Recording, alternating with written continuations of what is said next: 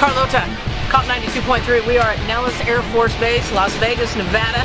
But you knew that, right? We are at the exchange. 5-finger death punches in the house. Highlighting, promoting, and making people aware. Soldiers, veterans, present and retired, suffering from PTSD, which is a huge issue in our military community. And they have jumped on this cause with all their heart. So we're out here to look at the video, talk to the band, what made them get so highly involved in helping the community with PTSD. So let's go in, see the video, and talk to the band.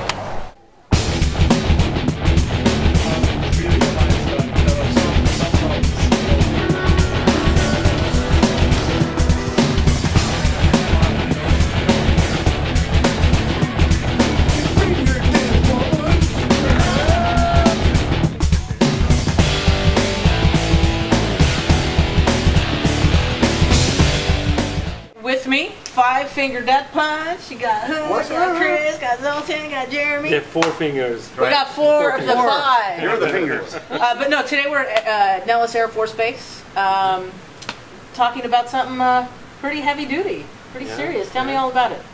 Well, we are the band that always go and plays these military bases, and we build a lot of friendship with these guys, and so since we have a lot of friends in this community, and we do this all the time, we learn a lot of disturbing information, and talking to these guys, it was just astonishing of their stories and whatnot, and we even started to do some research, and when we did the research, then those numbers came pretty shocking. The numbers that we found that I think the general public doesn't really know that every given day you walk on the streets, there are at least 300,000 homeless veterans just roaming the streets. 1.4 million of them, 1.4 million veterans actually at the risk of becoming homeless. When you look at the PTSD numbers, that's insane. 460,000-ish that they're estimating.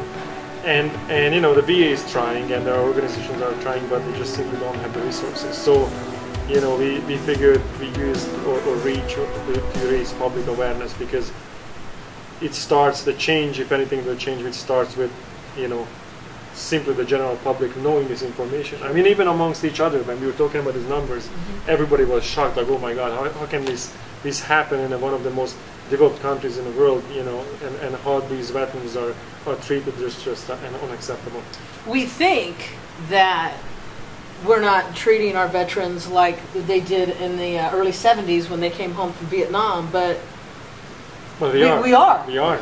It's not as blatant, it's not as overt, we try to think we're helping, but when you say these numbers, we are.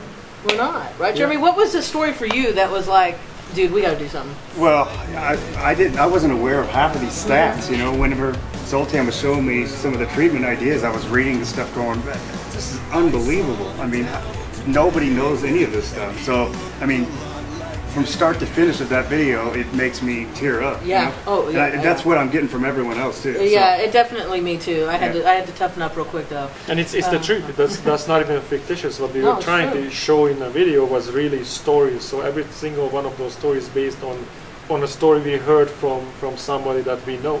And the most shocking one, in my opinion, is the suicide rate. 5,000 veterans a year. That means every 2 hours a veteran takes his own life. And if you connect it to the fact that these are the strongest guys, these are the guys that were bred and trained to survive anything, Well, boot camps, what they go through, they're trained. So imagine if the strongest of our societies is breaking down, how bad it has to be if they take their own lives, and I think we as a society, we have a few responsibilities. One of them is taking care of, our vets. The other is electing people that will send them to the right place for the right reasons, And that's when we started to dig a little deeper and say, well, what is this about? And then we saw the numbers, and we're like, wow.